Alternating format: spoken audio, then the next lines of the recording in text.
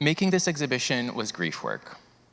Sadness was part of the research process, and there were times when I had to step away.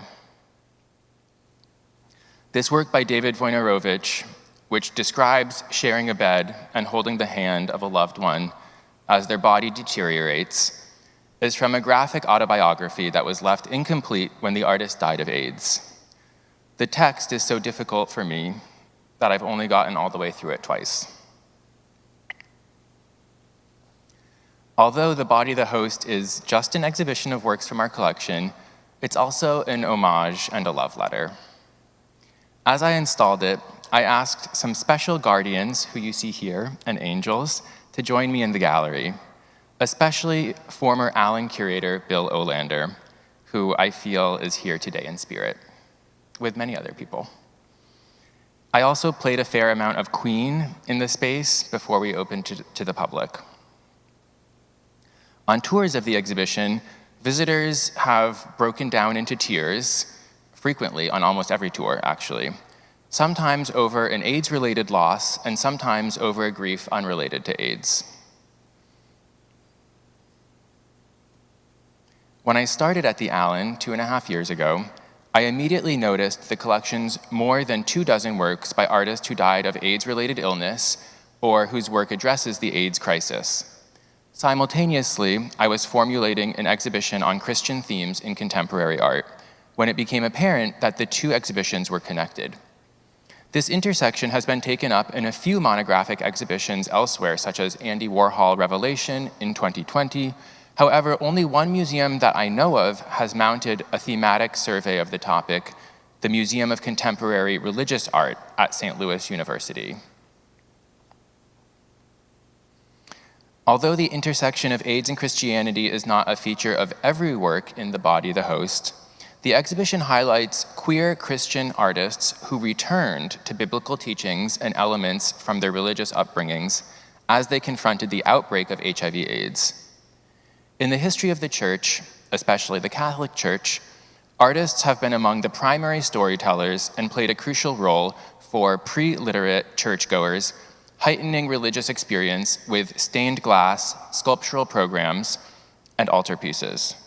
Amid the outbreak of AIDS, artists were once again the primary storytellers through pamphlets, posters, billboards, and messaging in mass media at a moment when government and medical professionals failed to disseminate information. The Allen's strong holdings of Latin American art form the core of the Christianity portion of the exhibition. I want to thank two donors who are here this weekend, Edward Sullivan and Clayton Kirking, for their scholarship on Latin American art and their generous gifts to the Allen, including the work by Ernesto Pujol in the exhibition shown here on the right. The other reason that our collection is able to tell this story is Bill Olander, a curator at the Allen from 1979 to 1984.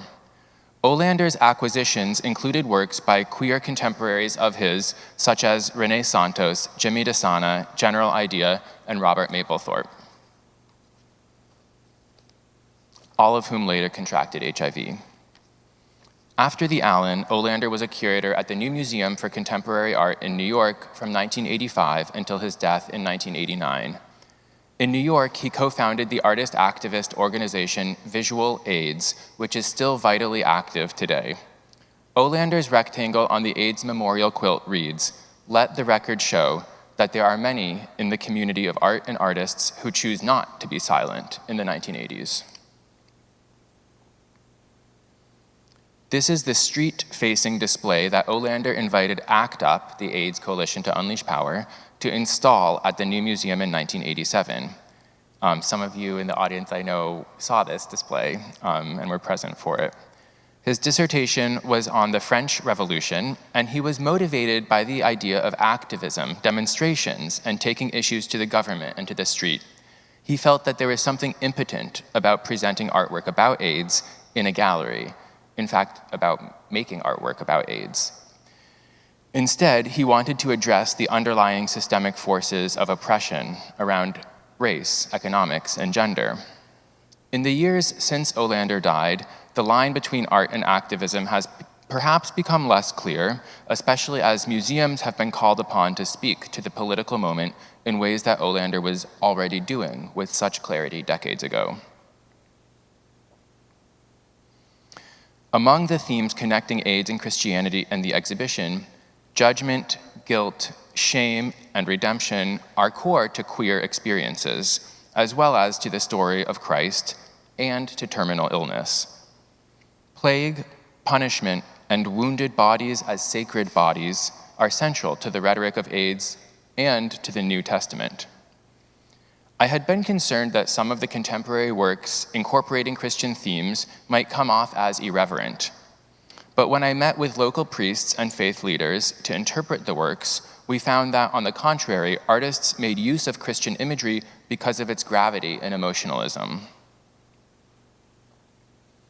As museum visitors round the corner from the Christianity portion of the exhibition into the section on HIV/AIDS, an Italian Renaissance sculpture of Saint Sebastian stands alone in the center of the gallery, surrounded by Andres Serrano's splashes of blood and semen, David Wojnarowicz's Burning Man, and a decapitated figure by Keith Haring.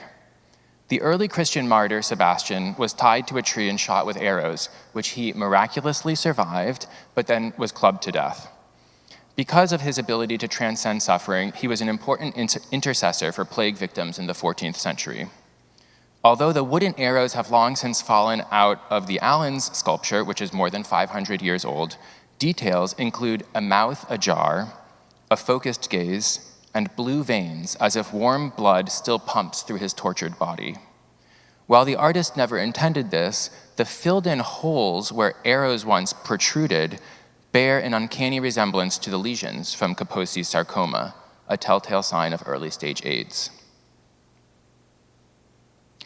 At the height of the AIDS outbreak, artists addressing the crisis incorporated Saint Sebastian into their works.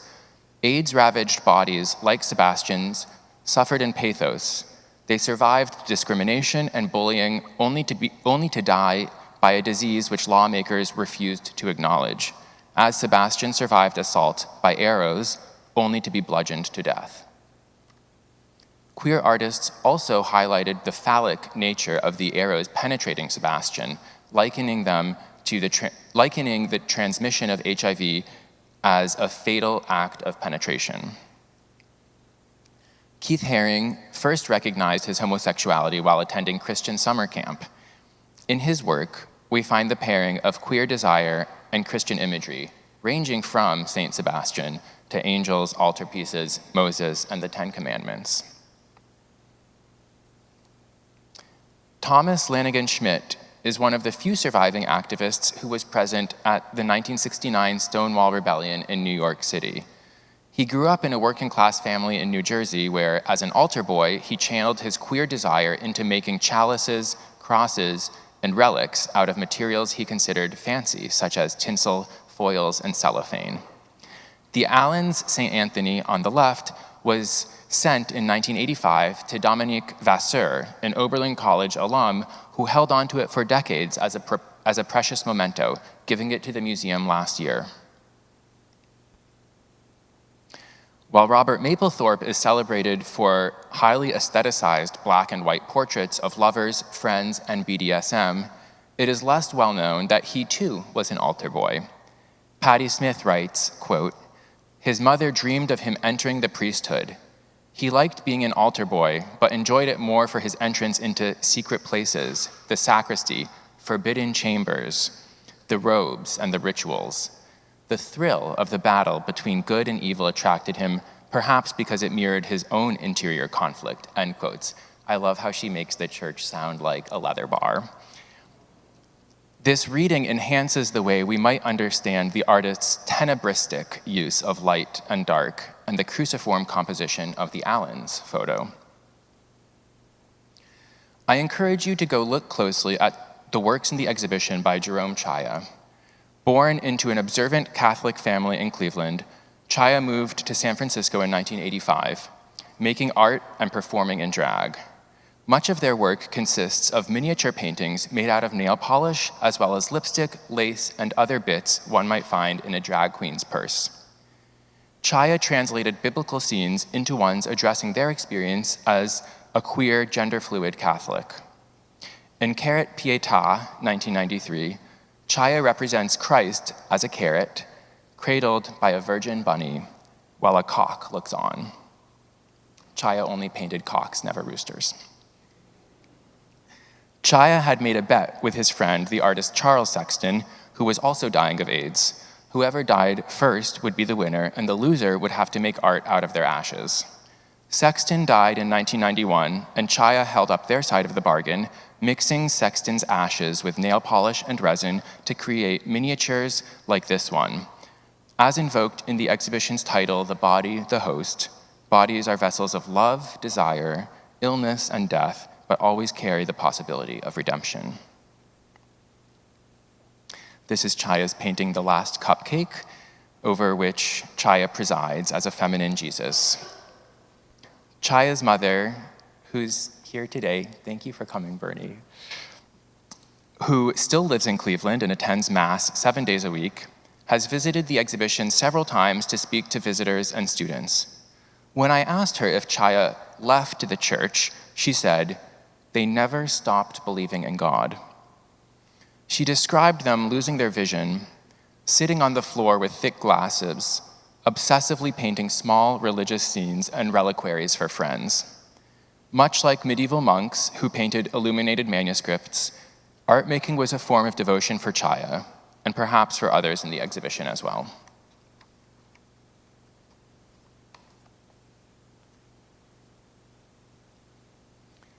I was at first self-conscious that the majority of works addressing AIDS were by white cisgender men in the US.